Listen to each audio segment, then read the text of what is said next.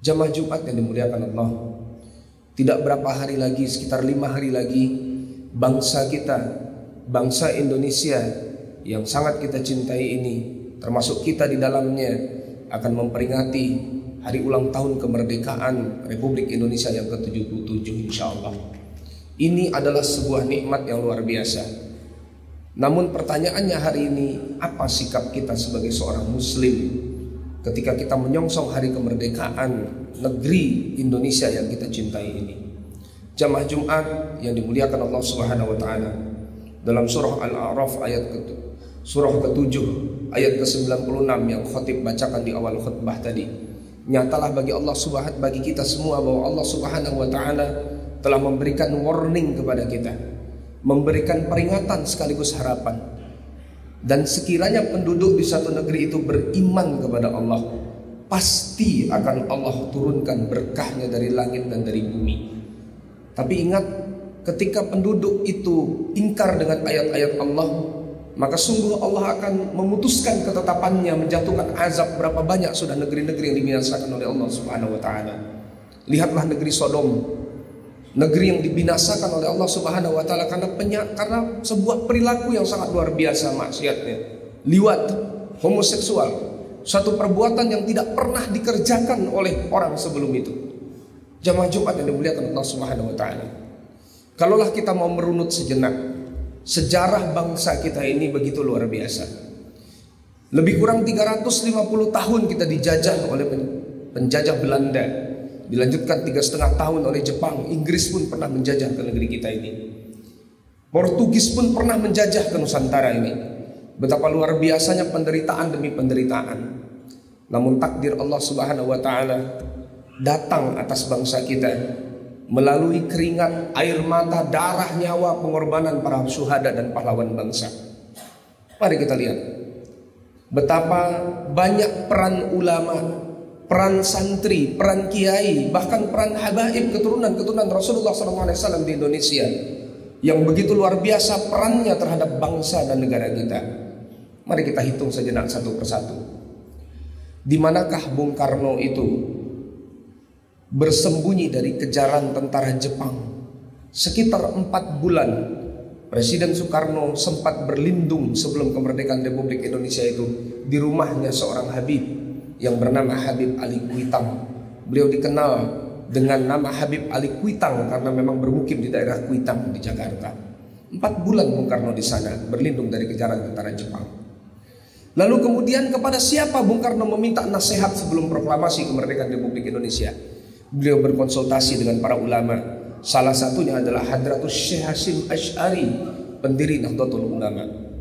Jamaah Jumat yang dimuliakan Allah Subhanahu wa taala, semoga kita semua bangsa Indonesia, khususnya Muslim Indonesia, tidak lupa bahwa 17 Agustus 1945 itu bertepatan dengan hari Jumat tanggal 9 Ramadan tahun 1364 Hijriah. Subhanallah, negeri kita merdeka pada saat bulan Ramadan, bulan suci Ramadan, bulan puncak perjuangan umat Islam. Allah berikan kemerdekaannya. Lalu kemudian tidak lama setelah negeri kita merdeka, negeri kita dicoba lagi, akan dijajah kembali 10 November tahun 1945. Kejadian di Surabaya. Siapakah yang menggerakkan para pemuda, para santri, para kiai turun beramai-ramai ke Surabaya itu menghadapi sekutu yang di belakangnya membonceng adalah tentara Belanda? Siapa yang menggerakkan? Tidak lain dan tidak bukan ketika Raden Sudirman atau Jenderal Sudirman, Panglima Besar Sudirman yang notabene adalah kader Muhammadiyah, beliau mengirimkan utusan kepada Hadratus Syekh Hasyim Asy'ari minta fatwa jihad untuk melawan Belanda. Jenderal Sudirman yang asli orang Muhammadiyah minta fatwa jihad kepada Hadratus Syekh Hasyim Asy'ari. Hadratus Syekh Hasyim Asy'ari lalu mengumpulkan beberapa orang ulama-ulama senior. Mereka lalu kemudian bermusyawarah sampai akhirnya melahirkan satu fatwa jihad yang sampai hari ini dikenal dengan resolusi jihad Nahdlatul Ulama. Isinya ada 3. Yang pertama, wajib fardu ain hukumnya bagi setiap muslim yang baligh dan dewasa untuk angkat senjata melawan penjajah Belanda. Lalu kemudian yang kedua, di fatwa jihad Nahdlatul Ulama itu adalah para pelakunya para pejuangnya layak dianggap fisabilillah, dianggap sebagai seorang mujahid, dan kalau dia wafat gugur melawan Belanda maka layak dianggap sebagai syuhada. Dan yang ketiga, resolusi jihad Nahdlatul Ulama itu siapa-siapa saja yang berpihak kepada penjajah dianggap sebagai pengkhianat dan pantas untuk mendapatkan hukuman mati. Jamaah Jumat yang dimuliakan Allah Subhanahu wa taala. Dengan berbekal fatwa resolusi jihad Nahdlatul Ulama inilah kiai, santri semuanya turun ke Surabaya melakukan perlawanan sengit, sampai akhirnya ada sebuah peristiwa yang luar biasa terjadi di Mesir. Khotib mendapatkan kisah ini dari seorang ustadz yang lama di Mesir dan pernah bertemu dengan sejarawan Mesir. Tahukah kita semua, ketika meletus pertempuran 10 November di Surabaya itu, seluruh masjid-masjid di Mesir itu semuanya mengumandangkan kunut nazilah untuk mendoakan pemuda-pemuda di Surabaya yang bertempur melawan sekutu dan Belanda. Lalu kemudian ketika ada kapal Belanda yang lewat, isinya adalah logistik untuk memasok kebutuhan tentara sekutu dan Belanda yang akan menjajah Indonesia melalui Surabaya. Tiba-tiba keberadaan kapal itu diketahui oleh orang-orang nelayan tradisional di Mesir. Dengan ikhlas mereka menabrakkan kapal-kapal bot mereka yang paling sederhana itu, membuat barikade laut sehingga kapal logistik Belanda tidak bisa melewati perairan Mesir dan kembali ke Belanda, tidak sampai ke Surabaya. Jamaah Jumat yang dimuliakan Allah Subhanahu wa taala. Kita mungkin juga belum lupa, pasca kemerdekaan 17 Agustus 1945 itu ada 4 syarat negara yang mesti kita miliki dan kita sudah punya 3. Yang pertama, kita sudah punya pemerintahan. Yang kedua, kita sudah punya rakyat. Yang ketiga, kita sudah punya wilayah. Tapi ada satu yang waktu itu belum kita miliki. Apa itu? Pengakuan internasional. Siapakah yang diutus oleh Presiden Soekarno untuk berangkat ke luar negeri melakukan lobi-lobi politik internasional untuk mendapatkan pengakuan kedaulatan Republik Indonesia? Yang diutus adalah lagi-lagi 2 orang ulama, 2 orang buya asal Sumatera Barat yang bernama Buya Agus Salim dengan Buya Rashidi. Negara yang mereka tuju pertama adalah Mesir, sampai akhirnya dibantu oleh seorang ulama muda di Mesir. Lobi-lobi ke pemerintahan Mesir sampai akhirnya Mesir menjadi negara pertama yang mengakui kemerdekaan Republik Indonesia. Akan tetapi sebelum Mesir sebagai negara mengakui kemerdekaan Republik Indonesia, ada satu tokoh, lagi-lagi juga tokoh ulama, seorang ulama yang menjabat mufti, ketua majelis ulama yang berhak memberikan fatwa di negerinya. Ada mufti besar asal Palestina. Di siaran BBC London sebelum Mesir mengungkapkan pengakuan kedaulatan, beliau secara pribadi, bukan secara negara, tapi secara pribadi beliau sudah mengungkapkan pengakuan kedaulatan kemerdekaan Republik Indonesia. Namanya Syekh Muhammad Amin Jamaluddin Al-Husaimi. Muhammad Amin Al-Husaimi. Beliaulah yang mengungkapkan pertama kali, mengucapkan selamat kepada Bung Karno dan Bung Hatta dalam siaran BBC London, mengakui kemerdekaan Republik Indonesia. Jamaah Jumat yang dimuliakan Allah.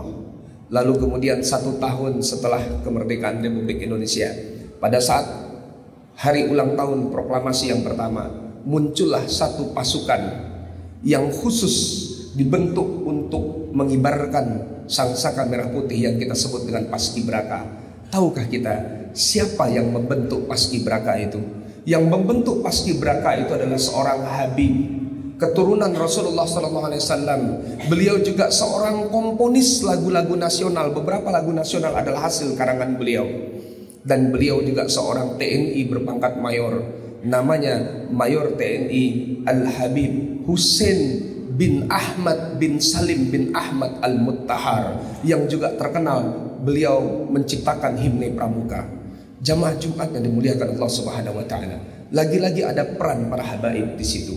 Lalu kemudian siapakah yang diperintahkan Bung Karno untuk melukis lambang burung Garuda? Dia juga seorang Habib, keturunan Rasulullah SAW. Namanya Habib Sultan Abdul Hamid Al-Qadri dari Kesultanan Qadriyah. Marga habaibnya adalah Al-Qadri dari Pontianak. Jamaah Jumat yang dimuliakan Allah Subhanahu wa taala. Betapa luar biasanya peran para ulama, peran dunia Islam, peran santri, peran para habaib, para kiai dalam merebut, mempertahankan dan mengisi kemerdekaan di negeri kita.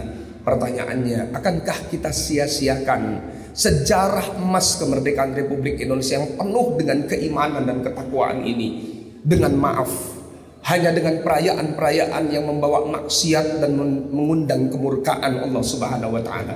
Haruskah kita rayakan kembali kemerdekaan ini dengan joget-joget sampai tengah malam? Haruskah kita rayakan kembali kemerdekaan Republik Indonesia dengan hiburan-hiburan yang mengundang murka dan azab Allah Subhanahu wa taala?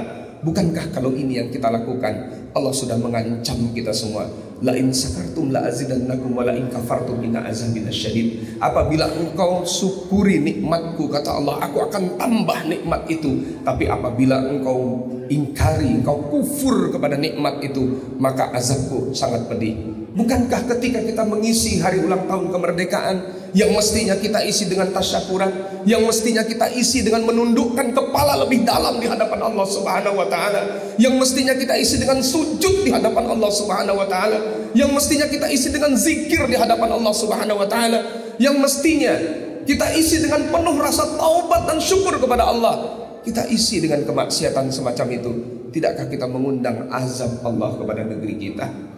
Jamaah Jumat yang dimuliakan Allah, cukuplah sudah peringatan-peringatan yang Allah berikan pada kita.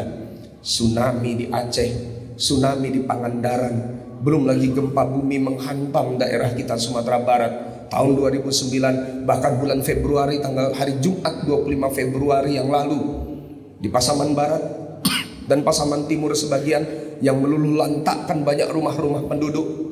Cukuplah ini menjadi peringatan keras dari Allah Subhanahu wa taala kepada kita.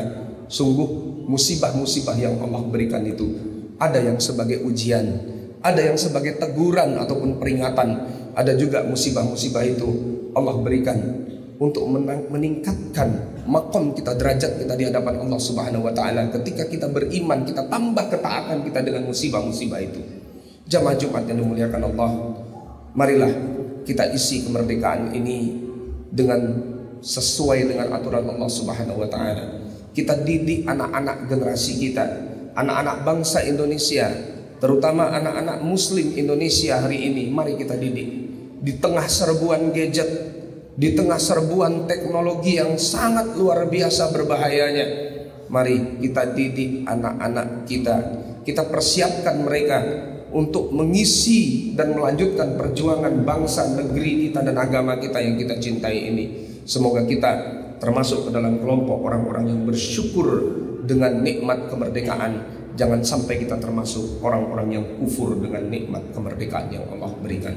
Camkan fa'tabiru ya ulil absar dan lakum turham.